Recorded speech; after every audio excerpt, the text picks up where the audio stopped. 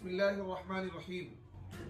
नाज़रीन किराम अस्सलामु अलैकुम वरहमतुल्लाहि वबरकातुहू। पिछली वीडियो में यानी कि पार्ट नंबर 20 में हमने आपको ये बताया कि इमाम महदी कब आएंगे और उसमें हमने उन अलामात का तज़किरा किया कि जो अलामात इमाम महदी के बिल्कुल करीब में यानी उन अलामात के ज़ाहिर होते ही इमाम महदी का ज़ुहूर हो जाएगा और इमाम महदी के ज़ुहूर के फौरन बाद क्या रिएक्शन होगा, क्या मामलात होगा, उसका तज़किरा भी मैंने आपके सामने किया था कि जैसे ही इमाम महदी के ज़ुहूर की खबर फैलेगी वैसे ही क्या है, इमाम महदी के खिलाफ एक लश्कर आएगा जो मुल्क शाम से आएगा। सुफियानी उस लश्कर को भेजेगा और वो जो लश्कर होगा वो मकाम बैदा पर धसा दिया जाएगा। मकाम बैदा कौन सा है? देखिए, एक बैदा शाम में भी है और एक बैदा उर्दू में भी है, लेकिन शारह मुस्लिम अल्लामा नववी रहमतुल्लाहि अलैह ने ये लिखा है कि यहाँ बैदा से मुराद वो बैदा है जो जुल हुलैफा के करीब है। जुल हुलैफा मदीने से कुछ दूरी पर है। तो जैसे ही वो लश्कर मुल्क शाम से चलकर मदीने आएगा और मदीने में तबाही मचाएगा, कत्ल गारत गरी मचाएगा वो लश्कर, और फिर वो मदीने से निकलकर मक्के की जानिब जब बढ़ेगा तो मकाम बैदा जो जुल हुलैफा के करीब है वहां पर आकर वो लश्कर पूरा का पूरा धसा दिया जाएगा, जमीन उस लश्कर को निगल जाएगी। देखिए, आपने सुना कि सुफियानी एक लश्कर रवाना करेगा इमाम महदी के खिलाफ और वो लश्कर मकाम बैदा में धसा दिया जाएगा। तो देखिए, सुफियानी कौन है मैं आपको बताता हूँ। हजरत अब्दुल्ला इब्ने क़िब्तिया से रिवायत है, इन्होंने फरमाया कि मैं और हजरत हसन इब्ने अली उम्मुल मोमिनीन उम्मे सलमा के पास तशरीफ ले गए तो हजरत हसन ने फरमाया, ए उम्मुल मोमिनीन, आप मुझे धंस जाने वाले लश्कर का हाल बयान कीजिए।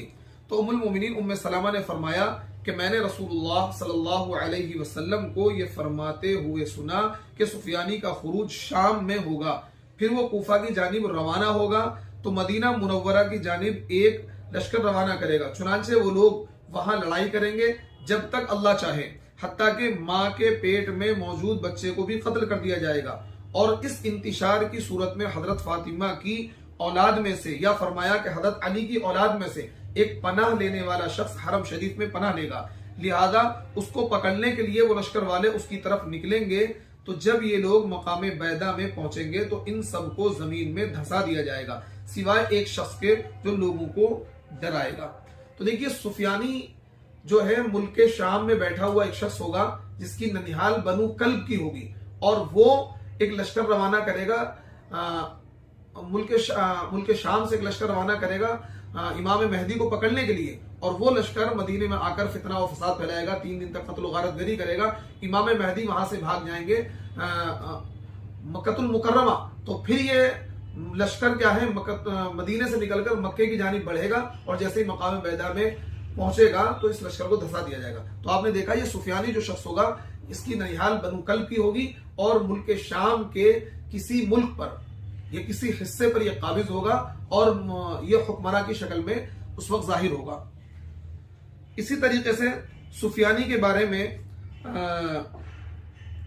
नुआइम इब्ने हम्माद ने अपनी किताब में नकल किया है अल फितन की रिवायत में कि सुफियानी का खुरूज मगरिबी शाम में इंदर नामी जगह से होगा। सुफियानी जो निकलेगा उसका खुरूज जो होगा वो एक इंदर नामी जगह है मुल्क शाम के अंदर, वहां से उसका खुरूज होगा। और देखिए, इंदर की मौजूदा सूरत हाल क्या है।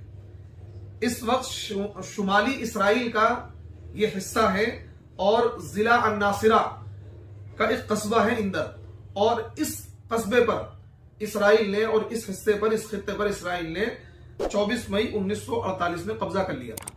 तो देखिए, ये जो इंदर नामी जगह है ये इस वक्त मौजूदा इसराइल का हिस्सा है। तो मैंने आपको बताया कि जो मुल्क शाम है, अल्लाह के नबी के जमाने का मुल्क शाम, वो बहुत बड़ा मुल्क शाम था। अब उसमें 5 मुल्क बन चुके हैं।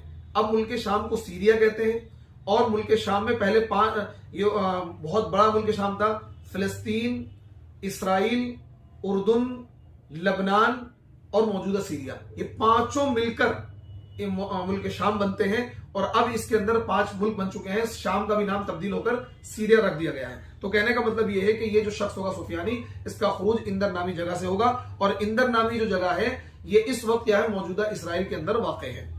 देखिए, इसी तरीके से मिशकात की एक शरह है मज़ाहिर हक, उसके अंदर ये रिवायत नकल की गई है।